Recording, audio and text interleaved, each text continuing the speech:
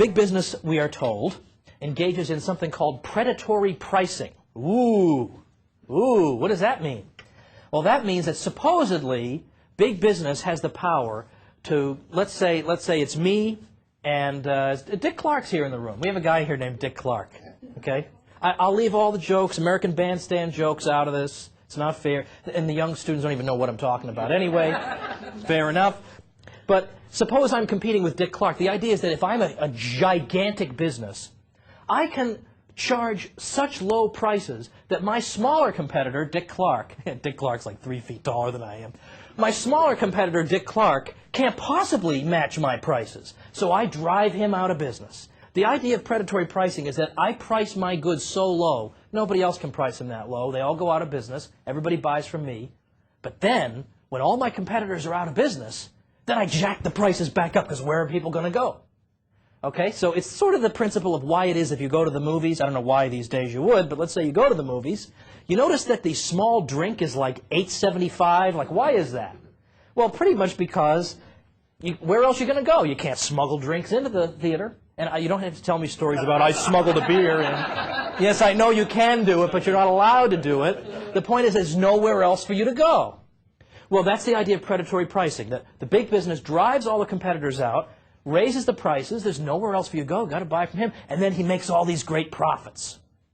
Now, a lot of us sort of think, well, you know, that is what happens. Big business can do that, drives all its competitors out, and then raises price. The problem is you almost cannot find any examples of this. This is one of the problems with the theory, is there don't seem to be any actual real-life examples. We've seen examples of businesses who lower their prices, but we don't really see examples of them then raising their prices back up. If Walmart tried to raise their prices back up, everybody would just go to Target, or they'd go to Kmart, or they'd order from Amazon. It's too difficult to do this. And even if you do manage to drive all your competitors out, new ones will pop up. If you start raising your prices again, new ones will pop up. So economists these days no longer believe in this. The general public believes in it because that's what we're told all the time. Big business wickedly drives everybody out of business by charging low prices. But economists really don't think that happens. And there's plenty of evidence to show that. And I want to give you a sort of cutesy little story to show what happens when you try this practice of charging really, really low prices to drive out your competitors, and then you get to raise your prices back up again. One of my favorite stories from American business history, which I do include in the book, involves Herbert Dow. The name may ring a bell. He ran the Dow Chemical Company. He's dead now. He would be like 187 today or something. But he founded Dow Chemical around the turn of the century, into the 20th century. And he's a great chemical genius. And he was a really, really hard worker. I mean, really hard worker. He would work 18 hours a day and then sleep at his chemical factory and then start up his day again. Now, sure, it meant he grew like a second head and a third arm from hanging around chemicals all day, but it was rewarding enough for him to see his business prosper. Now, what's the deal with this Herbert Dow? He develops a particularly cheap way of producing a chemical none of us use or have heard of called bromine. Now, bromine to this day is still used in film developing, in dyes. It's used to sedate people. There are a variety of uses for bromine. But he could sell it really cheaply. So he's selling bromine in the U.S. and, you know, as you can guess, if you sell bromine in the U.S. after a while, you get a little bored with it. Where else can I sell bromine? So he thinks, how about Europe? I'll sell chemicals in Europe. No problem, right? Except if you try to sell chemicals in Europe, there's a group of German chemical sellers who don't want anybody else selling in Europe. So when Herbert Dow shows up in Europe and says, hey, got cheap bromine for everybody, this cartel of German producers knocks on his door and says, oh, no, you do not. You don't sell anything in Europe. We're the German cartel. We sell the chemicals in Europe. You're not going to sell anything. And he said, well, you know, there's no law against it. I'm going to sell my chemicals here. And so the Germans got really upset. Who does this American upstart think he is? Well, they were selling bromine for 49 cents a pound. Herbert Dow's selling it for 36 cents. So, of course, everybody's buying from him and nobody's buying from this German cartel. They're going crazy. What are we going to do to this guy? So they think, we'll destroy him. We will sell bromine in the U.S. at a price he can't possibly match. And that'll drive him out of business. So they were going to try predatory pricing.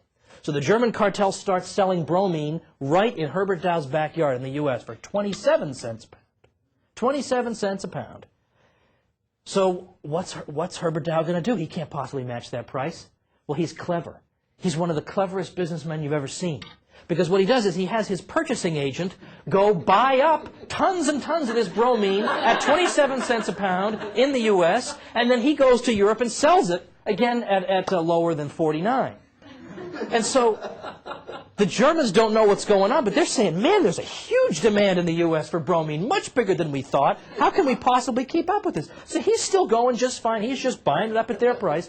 So as time goes on, they lower it to 15 cents. We'll drive this guy out of business. We'll sell it at 15 cents a pound in the U.S. So he just keeps buying it up at their price and selling it in Europe. And the thing is that they're making losses. When they're selling bromine at 15 cents a pound, these Germans, they're making losses.